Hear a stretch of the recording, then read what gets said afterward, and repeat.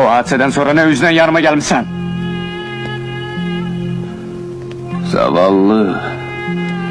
Sen hiç vaxt anlamadın ki azadlık yanğısı ne deməkdi? O dəhşətli yanğı ki yüreği yandırıp küle döndürür.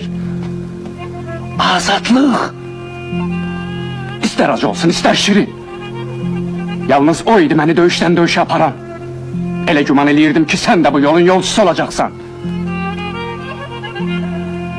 Lakin sen anlamadın ki bu dünyada birce gün azad yaşamak 40 yıl boyunduruk altında sürünmekten daha üstündür. Mənə zülm eləyirsən. Ben sana çok demiştim. Sense az eşittin. Bana çok şey irat tutmak olardı. Çünkü ben Tulul'da zeytinyağı satan bir kişinin oğluydum. Ama sen